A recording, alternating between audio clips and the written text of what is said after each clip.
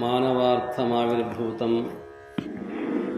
ಮಾನವೀಯಾದಿಲಕ್ಷಕಂ ಶಿವರೂಪಂ ಶಿವಾನಂದಂ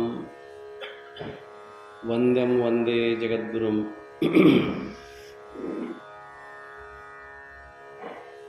ಪ್ರಾತಸ್ಮರಣೀಯ ಪೂಜ್ಯಪಾದ ಸದ್ಗುರು ಶಿವಾನಂದ ಮಹಾಸ್ವಾಮಿಗಳವರನ್ನು,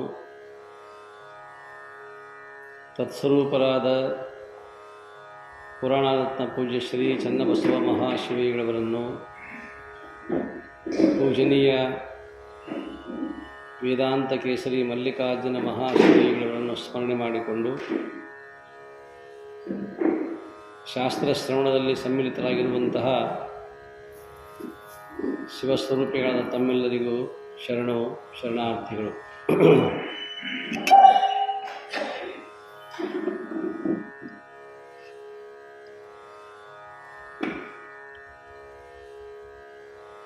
ಸಾಧಕನಾಗಿರ್ತಕ್ಕಂಥವನಿಗೆ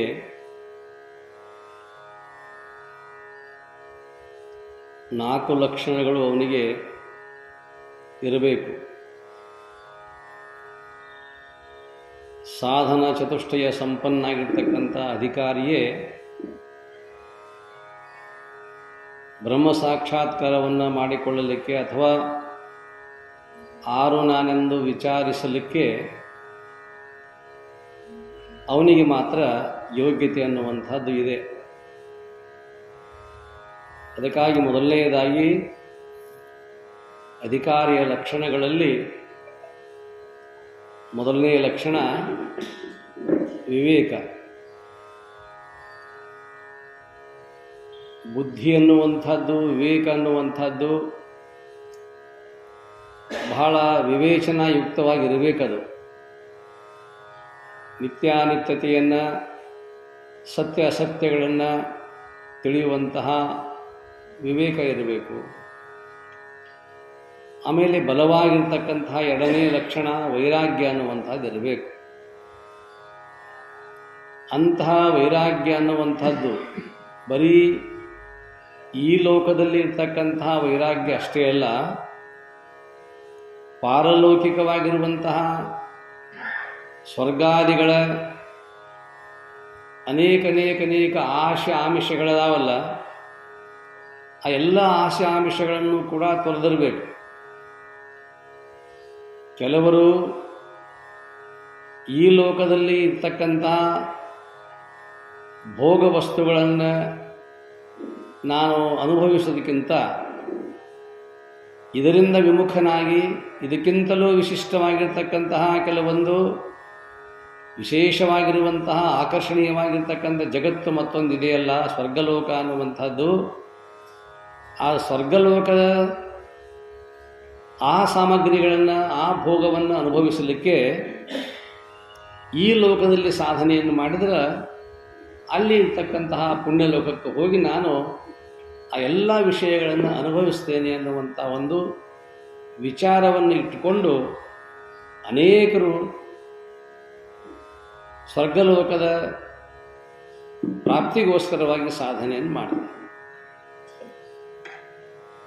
ಆದರೆ ಅವರು ಹೇಳೋದು ಬರೀ ಕೇವಲ ಈ ಲೋಕದ ವೈರಾಗ್ಯ ಅಷ್ಟೇ ಅಲ್ಲ, ಸ್ವರ್ಗಲೋಕದ ವೈರಾಗ್ಯವನ್ನು ಕೂಡ ತ್ಯಾಗ ಮಾಡಬೇಕು. ಅದಕ್ಕೆ ಇಹ ಅಮೂತ್ರ ಫಲಭೋಗ ವಿರಾಗ ವೈರಾಗ್ಯ ಅಂತಂದರೆ,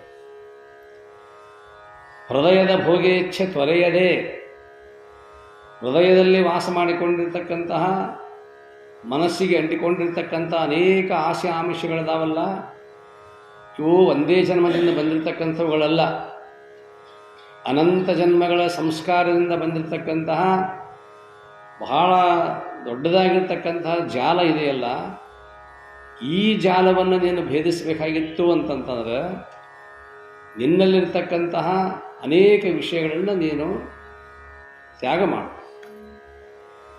ಹೃದಯದ ಭೋಗೇಚ್ಛೆ ತೊರೆಯದೆ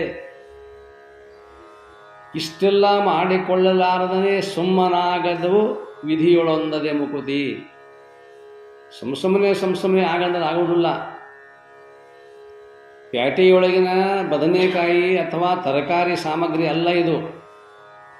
ಬ್ರಹ್ಮಜ್ಞಾನ, ಬ್ರಹ್ಮ ಸಾಕ್ಷಾತ್ಕಾರ ಅಂತಕ್ಕಂಥದ್ದು, ಆತ್ಮಜ್ಞಾನ ಅನ್ನುವಂಥದ್ದು ಎಲ್ಲಿಯೋ ಬಹಿರಂಗದಲ್ಲಿ ಇಟ್ಟಿರ್ತಕ್ಕಂಥ ಒಂದು ಸಾಮಗ್ರಿಯಲ್ಲ, ಒಂದು ವಸ್ತುವಲ್ಲ, ಪೇಟೆಯಲ್ಲಿ ಸಿಗತಕ್ಕಂಥದ್ದು ಕೂಡ ಇದಲ್ಲ.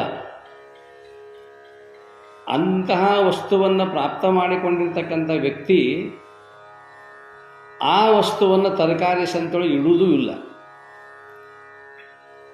ಯಾರು ಆ ಅನರ್ಘ್ಯವಾಗಿರ್ತಕ್ಕಂತಹ ಜ್ಞಾನರತ್ನವನ್ನು ಪ್ರಾಪ್ತ ಮಾಡಿಕೊಂಡಿರ್ತಾರಲ್ಲ, ಅಥವಾ ತಮ್ಮನ್ನು ತಾವು ತಿಳ್ಕೊಂಡಿರ್ತಾರಲ್ಲ, ಆರು ನಾನೆಂದು ವಿಚಾರಿಸುವನ್ನುವಂತಹ ಒಂದು ವಿಷಯವನ್ನು ಅಚ್ಚುಕಟ್ಟಾಗಿ ಗುರುಮುಖೇನ ಜ್ಞಾನ ಮಾಡಿಕೊಂಡಿರ್ತಾರಲ್ಲ, ಆ ಆನಂದದಲ್ಲಿರ್ತಾರಲ್ಲ, ಅವರು ತರಕಾರಿ ಸಂತೆಯೊಳಗೆ ತಮ್ಮ ಗಂಟು ಬಿಚ್ಚೋದಿಲ್ಲ, ಮತ್ತು ತರಕಾರಿ ಸಂತೆಯೊಳಗೆ ಇದು ಸಿಗೋದು ಇಲ್ಲ. ಎರಡೂ ಕಾಯಿಪಲ್ಯ ಮಾರ್ಕೆಟ್ನಾಗ ಇದು ಸೌದ ಆಗೋದಿಲ್ಲ. ಇನ್ನು ಅದನ್ನು ಏನು ಆರಾಧನೆ ಮಾಡಿಕೊಂಡು ಪ್ರಾಪ್ತ ಮಾಡಿಕೊಂಡಿರ್ತಾನಲ್ಲ ಆ ಬ್ರಹ್ಮಜ್ಞಾನವನ್ನು, ಅದನ್ನು ಸಂತ್ಯಾಗ ಇಡುವುದಿಲ್ಲ. ಅದರ ಮಾರ್ಕೆಟೇ ಬೇರೆ. ತರಕಾರಿ ಸಂತೆಯಲ್ಲಿ ಬಿಚ್ಚಿ ರತ್ನದ ಗಂಟ ಬೆಲೆಯಿಲ್ಲ ಎನ್ನದಿರು, ಅದು ನಿನ್ನ ತಪ್ಪು. ತರಕಾರಿ ಸಂತೆಯಲ್ಲಿ ಬಿಚ್ಚಿ ರತ್ನದ ಗಂಟ ಬೆಲೆಯಿಲ್ಲ ಎನ್ನದಿರು, ಅದು ನಿನ್ನ ತಪ್ಪು. ಹೆಗಲಿ ಏರಿಸಿ ಮೂಟೆ ಹೊರಡು ನೀ ಅಲ್ಲಿಂದ, ನೆಲೆಸು ಬೆಲೆ ಇರುವಲ್ಲಿ ಮುದ್ದುರಾಮ. ಕಾಯಿಪಲ್ಯ ಮಾರ್ಕೆಟ್ನೊಳಗೆ ಹೋಗಿ ಇಟ್ಕೊಂಡು ಕೂತಾನೆ ನೀವು ಬ್ರಹ್ಮಜ್ಞಾನ. ಕಾಯಿಪಲ್ಯ ಮಾರ್ಕೆಟ್ನೊಳಗೆ ಏನು ಅನರ್ಘ್ಯವಾಗಿರ್ತಕ್ಕಂಥ ಮುತ್ತು ರತ್ನಗಳು, ವಜ್ರವೈಢೂರ್ಯಗಳು ಅವೆಲ್ಲವುಗಳನ್ನು ಹೊರಕೊಂಡು ಕುಂತಾನೆ. ಈ ಕಡೆ ಒಬ್ಬ ಮಸಾಲೆ ಮದಾನ, ಈ ಕಡೆ ಒಬ್ಬ ಒಣ ಮೆಣಸಿನ್ಕಾಯಿ ಇಟ್ಕೊಂಡು ಕೂತಾನ, ಆ ಕಡೆ ಹಂಗೆ ಎಲ್ಲರೂ ತಮ್ಮ ಸಾಮಗ್ರಿಗಳನ್ನ ಇಟ್ಕೊಂಡು ಕೂತಾರೆ. ಇವನು ದಾಟೆ ಹೊಕ್ಕಾರೆ ಎಲ್ಲರೂ, ಆದರೆ ಇವನನ್ನು ಈ ಸಾಮಾನು ಕೇಳೋರು ಯಾರೂ ಇಲ್ಲ. ಯಾಕೆ ಆ ಸಾಮಾನುಗಳನ್ನು ಕೇಳುವವರು ಇಲ್ಲ ಅಂತಂತಂದ್ರೆ,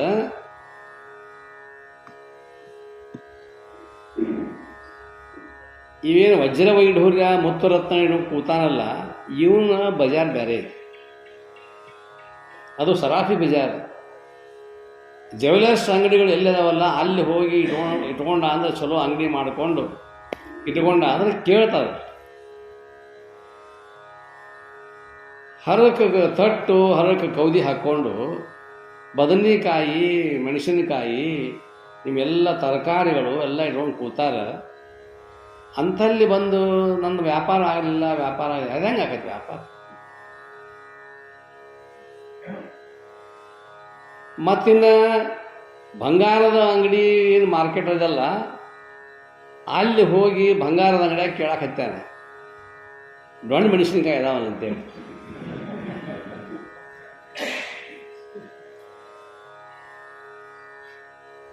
ಸಿಗ್ಲಿಕ್ಕೆ ಸಾಧ್ಯನಲ್ಲೇ? ಯಾವ ಮಾರ್ಕೆಟಿನೊಳಗೆ, ಯಾವ ಮಾರುಕಟ್ಟೆಯೊಳಗೆ ಯಾವ ಸಾಮಾನು ಸಿಗಬೇಕೋ ಅದು ಅದರದೇ ಆಗಿರ್ತಕ್ಕಂಥ ಒಂದು ಸ್ಥಾನ ಇದೆ. ಹಂಗೆ ಇಲ್ಲಿ ಬ್ರಹ್ಮಜ್ಞಾನ ಮಾಡಿಕೊಳ್ತಕ್ಕಂತಹ ವ್ಯಕ್ತಿಗೆ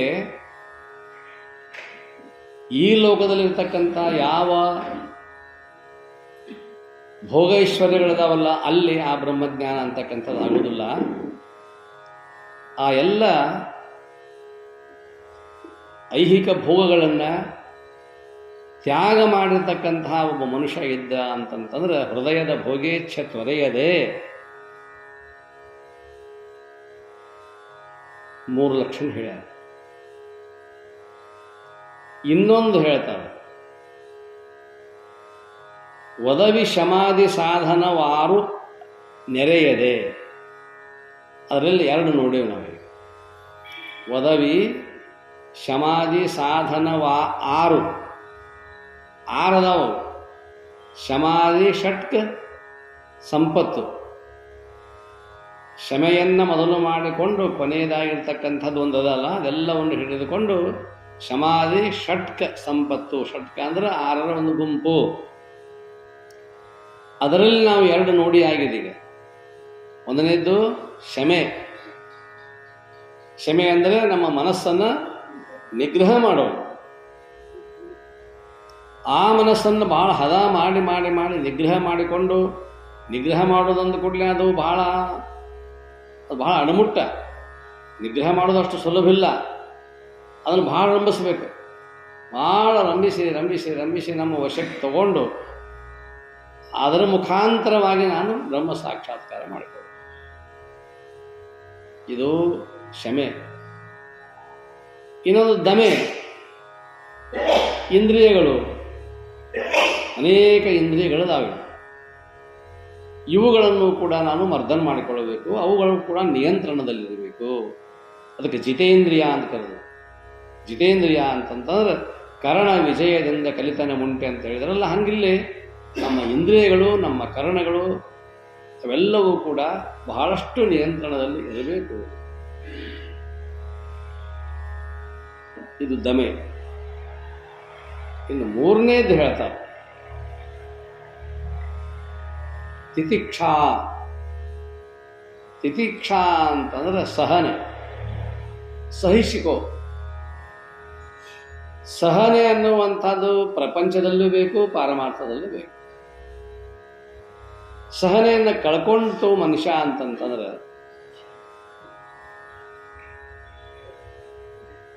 ನಾಲ್ಕು ಮಂದಿ ಹಿರಿಯರು ಹೇಳ್ತಾರೆ, ನೋಡಪ್ಪ ಸಹನ್ ಮಾಡ್ಕೋ, ಆಗಿದ್ದಾಗೈತಿ, ಅವೆಲ್ಲ ಮರಿ, ಸಹನ್ ಮಾಡ್ಕೋ ಅಂತ ತಿಳ್ಕೊಂಡು ಸಹನೆ ಅನ್ನುವಂಥ ಶಬ್ದವನ್ನು ನೀವು ಪ್ರಪಂಚದಲ್ಲಿ, ಲೌಕಿಕದಲ್ಲಿ ಉಪಯೋಗ ಮಾಡ್ಕೊಳ್ತೀರಿ. ಹಂಗೆ ಇಲ್ಲಿ ಪಾರಮಾರ್ಥದಲ್ಲಿ ಆ ಸಹನೆ ಅನ್ನುವಂಥ ಶಬ್ದಕ್ಕೆ ತಿತಿಕ್ಷಾ ಅಂತ ಕರೀತಾರೆ. ಶಬ್ದ ಅಷ್ಟ ಬರೇ, ಬೇರೆ ಅದು ಅರ್ಥ ಮಾತ್ರ ಒಂದೇ. ಸಹನೆ, ತಾಳ್ಮೆ.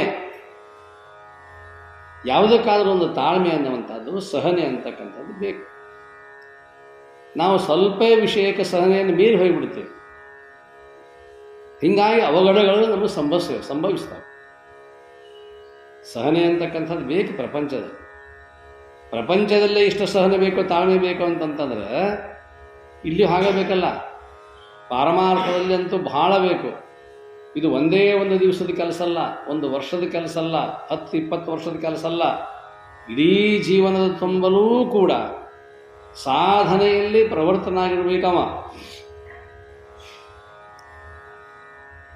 ಅದು ಆ ಜ್ಞಾನ ಅನ್ನುವಂಥದ್ದು ಸಹಿತ ನನ್ನ ಪರೀಕ್ಷೆ ಮಾಡಿದ್ರು, ಭಾಳ ಪರೀಕ್ಷೆ ಮಾಡಿದ್ರು.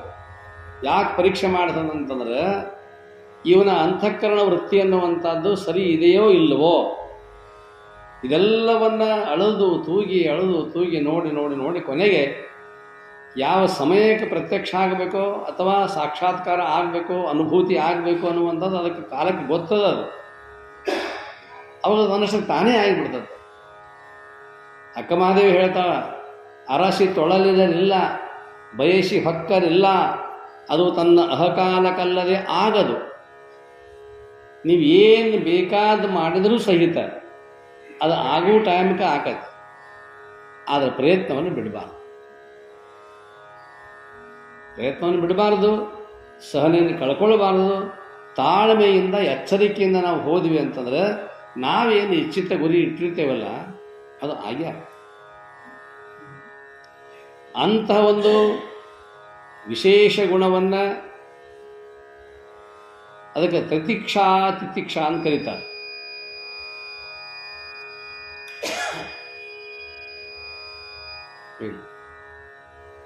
ಆ ಭಾವಕ್ಕೆ, ಆ ಸಹನೆಗೆ ಶಾಸ್ತ್ರದಲ್ಲಿ ತಿತಿಕ್ಷಾ ಅನ್ನುವಂಥ ಹೆಸರನ್ನು ಇಟ್ಟರು. ಸಹನೆ. ಅರ್ಜುನನಿಗೆ ಯುದ್ಧ ಭೂಮಿಯಲ್ಲಿ ಸಮಸ್ಯೆ ಬಂತು. ಮಹಾಭಾರತ ಯುದ್ಧವನ್ನು ಮಾಡುವಾಗ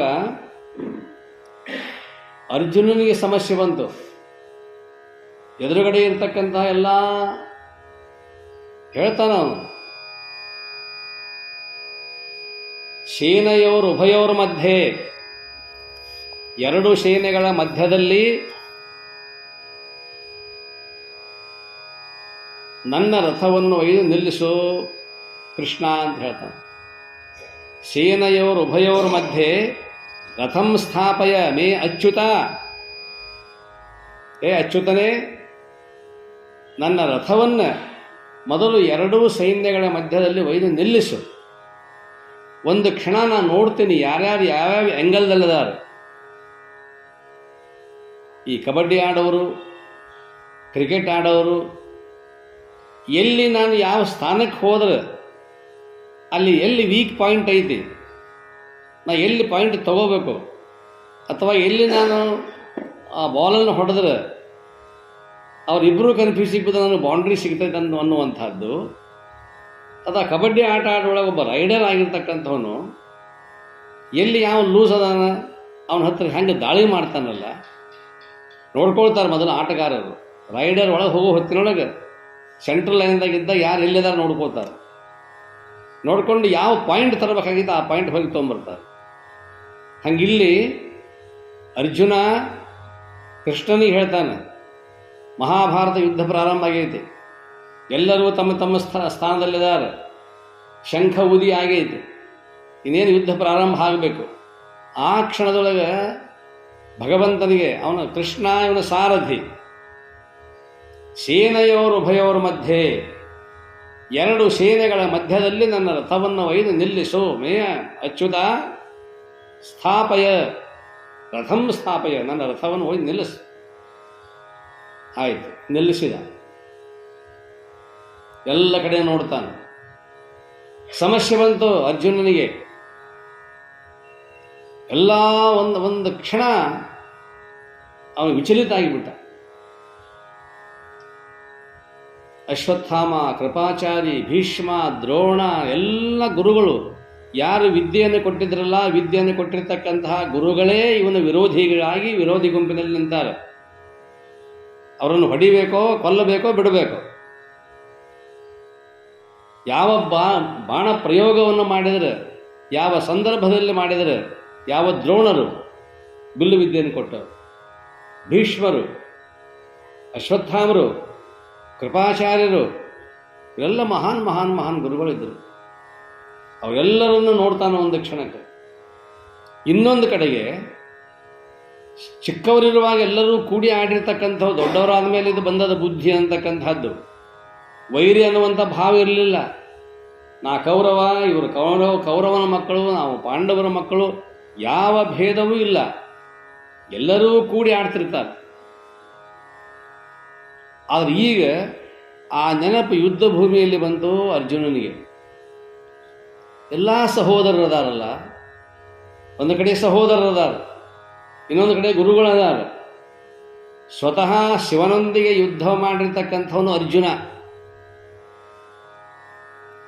ಶಿವನೇ ಕಿರಾತನಾಗಿ ಬೇಡನಾಗಿ ಬಂದಂತಕ್ಕಂಥ ಸಂದರ್ಭದೊಳಗೆ ಅರ್ಜುನ ಅವನು ಯುದ್ಧ ಮಾಡ್ಯಾನ.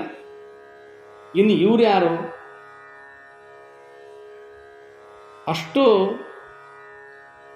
ಅವನಲ್ಲಿ ಪೌರುಷ ಅಂತಕ್ಕಂಥದ್ದಿತ್ತು ಅರ್ಜುನನಲ್ಲಿ.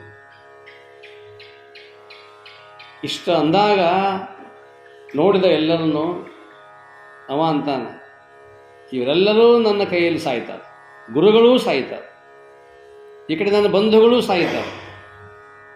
ಇವರೆಲ್ಲ ಸಾಯಿ ಹೊಡೆದ ನಂತರ ಎಲ್ಲ ಅಕ್ಷೋಹಿಣಿ ಸೈನ್ಯವು ನಾಶ ಆಗಿಬಿಡ್ತದೆ. ಇವರೆಲ್ಲ ಇರ್ತಕ್ಕಂಥವ್ರು ಪುರುಷರು ಇರಲಿಲ್ಲ.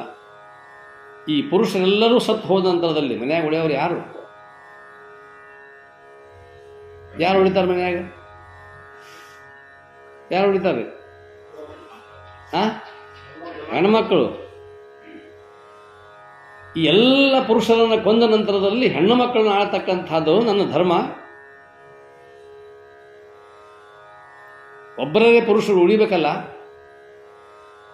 ಈ ಭಾವ ಯುದ್ಧ ಭೂಮಿಯೊಳಗೆ ಅರ್ಜುನನಿಗೆ ಬರ್ತದೆ.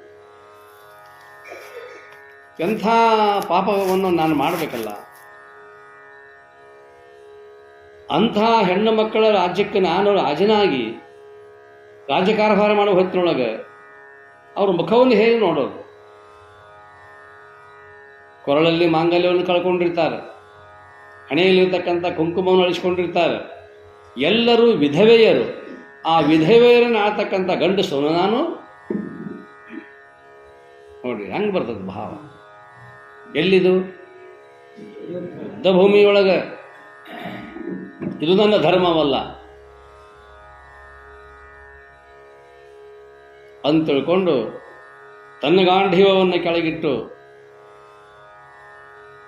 ಯಾರನ್ನು ಹೊಡಿಬೇಕು ಕೃಷ್ಣ ನಾನು ಅಂತ ಕೇಳ್ತಾನೆ. ಮಂಡೆ ಇವರು ಕೇಳ್ತಾನೆ, ನಮಸ್ಕಾರ ಮಾಡಿ. ಅವಾಗ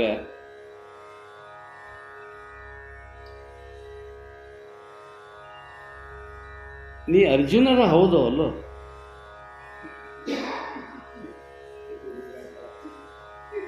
ಹಂಗ ನಿನ್ನಲ್ಲಿ ಆ ಭಾವ ಬರ್ತಿತ್ತಂದ್ರೆ ನಾ ಯಾಕೆ ನನಗೆ ಸಾರ್ಥಿ ಹಾಕಿದ್ನಿ? ನನಗೆ ಗೊತ್ತಿಲ್ಲ ಅನ್ನೋದು. ಮಯಾಧ್ಯಕ್ಷೇಣ ಪ್ರಕೃತಿ ಸೂಯತೆ ಸಚರಾಚರಂ. ನನ್ನ ಅಧ್ಯಕ್ಷತೆಯೊಳಗೆ ಇದೆಲ್ಲ ಜಗತ್ತು ನಡೆದೈತೆ. ನೀ ಅವ್ರನ್ನ ಆಳ್ತೀನಿ, ಇವ್ರನ್ನ ಆಳ್ತೀನಿ, ಅವ್ರನ್ನ ಕೊಲ್ತೀನಿ, ಇವ್ರನ್ನ ಕೊಲ್ತೀನಿ, ಅದನ್ನ ವಿಚಾರ ಮಾಡಕ್ಕೆ ಹೋಗಬೇಡ. ಹಂಗೆ ಇರ್ತಿತ್ತು ಅಂದ್ರೆ ನನ್ನ ಮನಸ್ಸಿನಾಗ ಇರ್ತಿತ್ತು ಅಂದ್ರೆ ನಿನ್ನ ಯುದ್ಧ ಭೂಮಿಗೆ ನಾನು ತರ್ತಿರ್ಲಿಲ್ಲ, ನಾನು ನನಗೆ ಸಾರಥಿ ಹಾಕಿರಲಿಲ್ಲ. ಯಾಕೆ ಬೇಕಾಗಿದ್ದು? ತಗೋಗಾಂಢ್ಯವನ್ನು ಎತ್ತು. ಅವಾಗ ಒಂದು ಮಾತು ಹೇಳ್ತಾನೆ ಕೃಷ್ಣ, ಮಾತ್ರ ಸ್ಪರ್ಶಾಸ್ತು ಕೌಂತೆಯ ಶೀತೋಷ್ಣ ಸುಖ ದುಃಖಧಾಃ ಆಗಮ ಅಪಾಯನಃ ತಾನ್ ತಿತಿಕ್ಷಸ್ವ ಭಾರತ. ತಿತಿಕ್ಷಾ ಅನ್ನುವಂಥ ಶಬ್ದವನ್ನು ಸ್ವತಃ ಕೃಷ್ಣ ಪರಮಾತ್ಮ ಬಳಸ್ತಾನಲ್ಲಿ. 2ನೇ ಅಧ್ಯಾಯದೊಳಗೆ ಸಾಂಖ್ಯ ಯೋಗದೊಳಗೆ ಮಾತ್ರ ಸ್ಪರ್ಶಾಸ್ತು ಕೌಂತೆಯ, ಹೇ ಕುಂತಿ ಪುತ್ರನೇ, ಕೌಂತೆಯನೇ,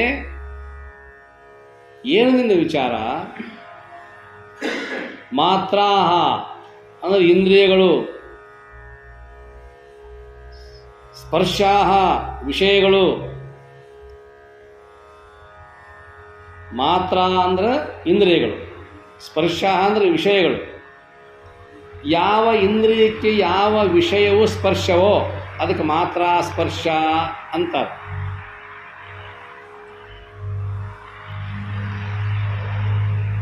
ಕಣ್ಣಿಗೆ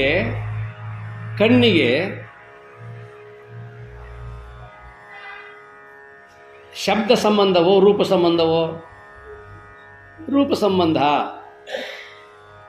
ಸ್ಪರ್ಶ ಅಂದ್ರೆ ಸಂಬಂಧ. ಇಲ್ಲಿ ಇಂದ್ರಿಯಕ್ಕೂ ಮತ್ತು ವಿಷಯಕ್ಕೂ ಏನು ಸಂಬಂಧ ಉಂಟಾಕದಲ್ಲ, ಅದಕ್ಕೆ ಮಾತ್ರ ಸ್ಪರ್ಶ ಅಂತ ಕರೀತಾರೆ.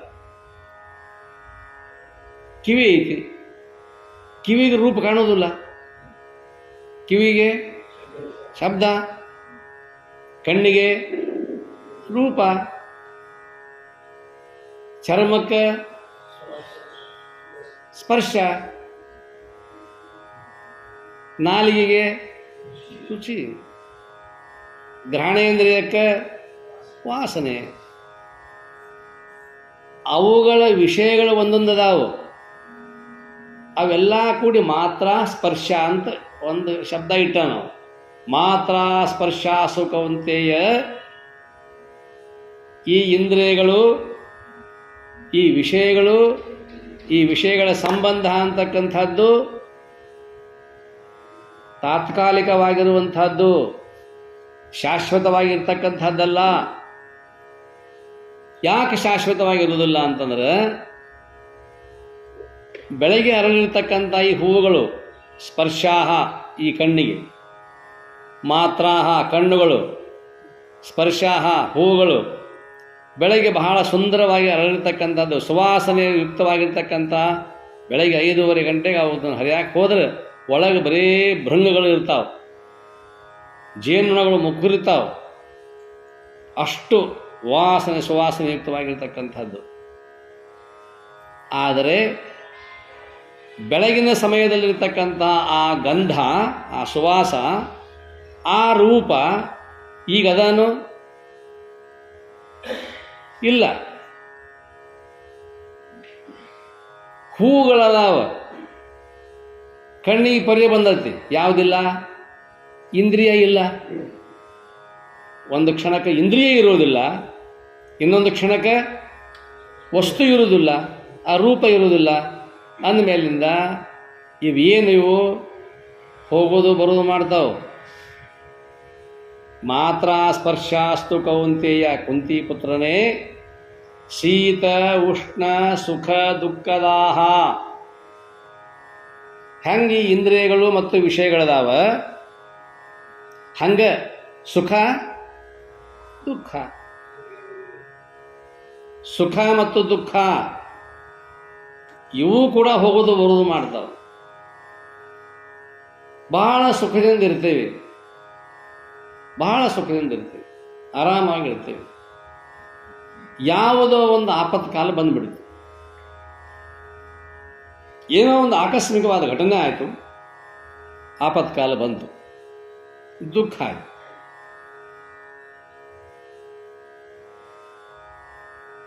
ಹೋಯಿತು ಕೆಲವು ದಿವಸ, ಆ ದುಃಖ ಮತ್ತೆ ಮರೆತು ಹೋಯಿತು. ಶಾಶ್ವತವಾಗಿ ದುಃಖ ಉಳಿತನೋ ಇಲ್ಲ, ಶಾಶ್ವತವಾಗಿ ಸುಖ ಉಳಿತನೋ ಇಲ್ಲ. ಸುಖವೂ ಶಾಶ್ವತವಾಗಿ ಉಳಿಲಿಲ್ಲ, ದುಃಖವೂ ಶಾಶ್ವತವಾಗಿ ಉಳಿಲಿಲ್ಲ. ಆದ್ದರಿಂದ ಸುಖ ಮತ್ತು ದುಃಖ ಇವು ಹೆಂಗದಾವ ಅಂತಂತಂದ್ರೆ, ಬೆಳಿಗ್ಗೆ ಎದ್ದು ಕೂಡಲೇ ಈ ದಿವಸದಾಗ ಏನು ಅನಿಸ್ತದೆ ನಮಗೆ? ಬೆಳಗಿನ ಸಮಯದಕ್ಕೆ ತಂಪು ಅನಿಸ್ತದೆ, ಶೀತ. ಮಧ್ಯಾಹ್ನ ಬಿಸಿಲು. ಇವು ಮೂರು ಕಾಲಗಳೇ ಅದಾವ. ಬೇಸಿಗೆ, ಮಳೆಗಾಲ, ಚಳಿಗಾಲ. ಇವು ಮೂರು ಕಾಲಗಳದಾವ. ಇವು ಖಾಯಂ ಇರ್ತಾವನು. ಯಾವತ್ತು ಈಗ ಮಳೆ ಬೇಕು ಅಂತಂತೀರಿ. ಸುರಿಯಾಕೈತು, ಧೋ ಅಂತ ಸುರಿಯಾಕೈತು.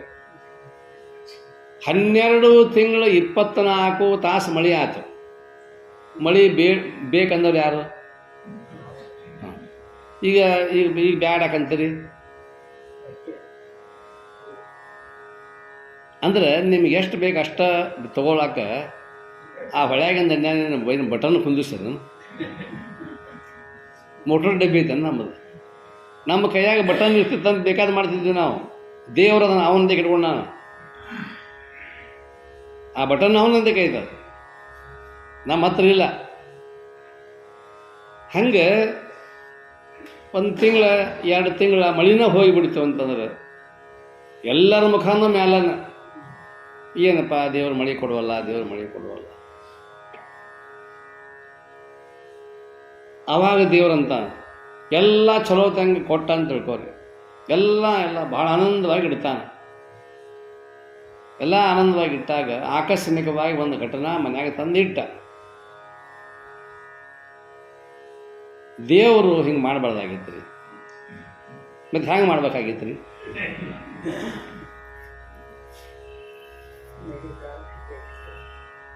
ದೇವ್ರು ಹಿಂಗೆ ಮಾಡಬಾರ್ದಾಗಿತ್ತು. ಕಾಯಂ ಸುಮಾರು ಹಿಂಗೆಲ್ಲ ನಾವು ಅಂತೇವಿ. ಆದರೆ ದೇವರಿಗೆ ಗೊತ್ತದೆ ಯಾವ್ಯಾವ ಸಮಯದೊಳಗೆ ಏನೇನು ಹೆಂಗೆ ಇಡಬೇಕಂದು ಗೊತ್ತದೆ. ಶೀತ ಉಷ್ಣ ಇದು ಖಾಯಂ ಅಲ್ಲ. ಶೀತ ಹೋಯ್ತು ಅಂದರೆ ಮತ್ತೆ ಉಷ್ಣ ಬರ್ತದೆ, ಉಷ್ಣ ಹೋಯ್ತು ಅಂದ್ರೆ ಮತ್ತೆ ಶೀತ ತಾನೇ ಬರ್ತದೆ. ಅವು ಹೆಂಗೆ ಹೋಗೋದು ಬರೋದು ಮಾಡ್ತಾವೆ. ಹಂಗೆ ಸುಖ ಮತ್ತು ದುಃಖ ಅನ್ನುವಂಥವು ಕೂಡ ಅವು ಹೋಗೋದು ಬರೋದು ಮಾಡ್ತಾವೆ. ಆದರೆ ತಾನ್ ಶೀತೋಷ್ಣ ಸುಖ ದುಃಖದಾಹ ಆಗಮ ಅಪಾಯಿನಃ ಅನಿತ್ಯಾಹ. ಮತ್ತು ಅನಿತ್ಯ ಅಂತ ತಿಳ್ಕೊಳಕ್ಕೆ ಹೋಗ್ಬೇಡವು. ಶಬ್ದ ಹೆಂಗಿಡ್ತಾನೆ ನೋಡ್ರಿ ವ್ಯಾಸ. ಕೃಷ್ಣ ಪರಮಾತ್ಮ ಅನಿತ್ಯಾಹ, ಅವು ಶಾಶ್ವತ ಅಲ್ಲ. ಆದರೂ ಸಹಿತ ನಿನ್ನ ಮನಸ್ಸಿಗೆ ಸದ್ದಿಗೆ ಏನೋ ಅನಿಸೈತಲ್ಲ, ತಾನ್ ಅವುಗಳನ್ನು ತಿತಿಕ್ಷಸ್ವ, ಸಹನೆ ಮಾಡಿಕೋ. ಭಾರತ, ಅರ್ಜುನ, ಈ ಎಲ್ಲ ವಿಷಯಗಳನ್ನು ಶೀತ ಉಷ್ಣ ಸುಖ ದುಃಖ ಲಾಭ ಅಲಾಭ ಏನು ನಿನ್ನ ಮನಸ್ಸಿನಾಗ ದ್ವಂದ್ವ ಅನ್ನುವಂಥದ್ದು ಏನೇನೈತಲ್ಲ, ದ್ವಂದ್ವ ಅಂದರೆ ಎರಡೂ ನಮೂನಿ. ದ್ವಂದ್ವ ಅಂದರೆ ನಾ ಈಗ ಭಾಳ ಗದ್ದಲಾಗಿ ಬಿದ್ದೇನಪ್ಪ, ಯಾವ್ದು ಆಯ್ಕೆ ಮಾಡ್ಕೊಳ್ಳಿ ಅಂತಾನೆ. ಗದ್ದಲ ಅಂದ್ರೇನು? ದ್ವಂದ್ವ. ಆ ಒಂದು ಭಾವವನ್ನು ತಪ್ಪಿಸಲಿಕ್ಕೆ ಹೆಂಗೆ ಕೃಷ್ಣ ಪರಮಾತ್ಮ ಅರ್ಜುನಿಗೆ ಉಪದೇಶ ಮಾಡ್ತಾನಲ್ಲ, ಹಂಗೆ ವೇದಾಂತ ಹೇಳ್ತತಿ, ಜೀವನದಲ್ಲಿ ಏನೇ ಬರಲಿ ತಿತಿಕ್ಷಸ್ವ. ಸ್ವತಃ ದ್ರೋಣಾಚಾರ್ಯರ ಹತ್ರ ಬಂದಾಗ ಏಕಲವ್ಯನಿಗೆ ಬಿಲ್ಲು ವಿದ್ಯೆ ಕಲಿಸಲಿಲ್ಲ, ಕಲಿಸೋದಿಲ್ಲ ಅಂದರು. ಉದ್ದೇಶ ಬೇರೆ ಇರ್ತಾವ್ದು. ಏಕಲವ್ಯ ಒಂದು ವೇಳೆ ಅರ್ಜುನ ಬದಲಾಗಿ ಏಕಲವ್ಯನಿಗೆ ಆ ಬಿಲ್ಲು ವಿದ್ಯೆ ಕೊಟ್ಟಿದ್ದ ಅಂತಂತಂದ್ರೆ ಅರ್ಜುನ ಏನೂ ಅಲ್ಲ. ಅದು ಆಗಬಾರದು ಅಂತ ತಿಳ್ಕೊಂಡು ಅರ್ಜುನನ ಪಾರಮ್ಯವನ್ನು ತೋರಿಸುವ ಸಲುವಾಗಿ ಉಪದೇಶ ಮಾಡಲಿಲ್ಲ. ಅವನಿಗೆ ನನಗೆ ಮಾಡಕ್ಕೆ ಬರೋದಿಲ್ಲ ಅಂತ ಹೇಳಿದ. ಸರಿ, ಎಷ್ಟು ತಾಳ್ಮೆ ಇರಬೇಕು ಅವನಿಗೆ, ಆ ಹುಡುಗನಿಗೆ. ತಾಳಿಕೊಂಡ, ಏನೂ ಅನ್ನಲಿಲ್ಲ. ಅನ್ಬೋದಾಗಿತ್ತು ಅಂದ್ರೆ ಶಾಪ ಕೊಡ್ತಿದ್ರು ಗುರುಗಳು, ನನ್ನ ಕೆಲಸ ಆಗೋದಿಲ್ಲ, ಇವ್ರು ಕೊಡೋದಿಲ್ಲ ಅಂತಾರಲ್ಲ, ಬಿಟ್ಟು ಬಿಡಲಿ ಅಂತ ತಿಳ್ಕೊಂಡು ನೇರವಾಗಿ ತನ್ನ ಕುಟೀರಕ್ಕೆ ಬಂದು ಕುಟೀರದ ಮುಂದೆ ಸ್ವತಃ ಆ ದ್ರೋಣಾಚಾರ್ಯರ ಮಣ್ಣಿನ ಮೂರ್ತಿ ಮಾಡಿದ. ಮಣ್ಣಿನ ಸಹನೆ, ನಾನು ಸಹನೆ ಹೇಳ್ತೇನೆ ನಿಮಗೆ. ಯಾವತ್ತೂ ಅಡವಾಗಿರೋ ಮನುಷ್ಯ ಅವ ಮನಸ್ಸು ಮಾಡಿದ್ರೆ ಏನು ಬೇಕಾದಾಕಿತ್ತು, ಹಾಗೆ ಮಾಡಲಿಲ್ಲ. ಸಹನೆ, ವಯಸ್ಸಿತ್ತು, ತಾರುಣ್ಯ ಇತ್ತು, ಎಲ್ಲ ಮುದುಕರಾಗಿದ್ರು ಇವರೆಲ್ಲರೂ. ಏನೂ ಒಂದು ಮಾತು ಚಕಾರ ಶಬ್ದ ಏನೂ ಅನ್ನಲಿಲ್ಲ. ಕೆಲವು ಸಂದರ್ಭ ಇರ್ತದೆ, ಮಾತಾಡುವಂಥ ಪ್ರಸಂಗ ಇರ್ತದೆ, ಖರೆ ಮಾತಾಡಿದ್ರೆ ಕೆಡ್ತದೆ. ಅಂಥ ಸಂದರ್ಭದೊಳಗೆ, ದ್ವಂದ್ವದೊಳಗೆ ತಾನ್ ತಿತಿಕ್ಷಸ್ವ. ಶೀತೋಷ್ಣ ಸುಖ ದುಃಖದಾಹ ಆಗಮ ಅಪಾಯನಃ. ಅವು ಬರ್ತಾವ ಹೋಗ್ತಾವ, ಅವುಗಳ ಬಗ್ಗೆ ಏನು ವಿಚಾರ ಮಾಡಲಿಕ್ಕೆ ಹೋಗಬೇಡ. ಅವು ಹೋಗೋದು ಬರೋದು ಮಾಡ್ತಿರ್ತಾವೆ. ಆದ್ದರಿಂದ ಅರ್ಜುನ, ತಗೋ ಗಾಂಧೀವವನ್ನು, ಮಾಡು ಯುದ್ಧವನ್ನು, ಧೈರ್ಯವನ್ನು ತುಂಬುತ್ತಾನೆ. ಅದಕ್ಕಾಗಿ ಇಲ್ಲಿ ಅಂಥ ಒಂದು ತಾಳ್ಮೆ ಅನ್ನುವಂಥದ್ದು ವೇದಾಂತದಲ್ಲಿ ಸಾಧಕನಿಗೆ ಬೇಕು. ಇದು ಅವಸರ ಮಾಡಿಕೊಂಡು ನಾ ಏನಾದರೂ ಮಾಡ್ಕೊಳ್ತೇನೆ ಅಂತಂದ್ರೆ ಸಾಧ್ಯನೇ ಇಲ್ಲ. ಬ್ರಹ್ಮಜ್ಞಾನ ಅನ್ನುವಂಥದ್ದು ಅವಸರದಾಗಿನ ಕೆಲಸ ಅಲ್ಲ. ಮತ್ತು ಎಷ್ಟು ವರ್ಷ ಬೇಕ್ರಿ? ಸಾಯುತ್ತಾನೆ ಬೇಕು,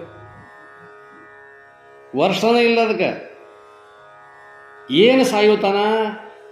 ನನ್ನಲ್ಲಿರ್ತಕ್ಕಂಥ ಅಜ್ಞಾನ ಅನ್ನುವಂಥದ್ದು ಸಾಯುತ್ತಾನೂ ನನಗೆ ಸಹನೆ ಬೇಕು. ಅಜ್ಞಾನ ಯಾವಾಗ ನಾಶ ಆಯಿತೋ ಅದೇನು ನಿರಕ್ಷಣಕ್ಕೆ ಆಗ್ಬೋದು.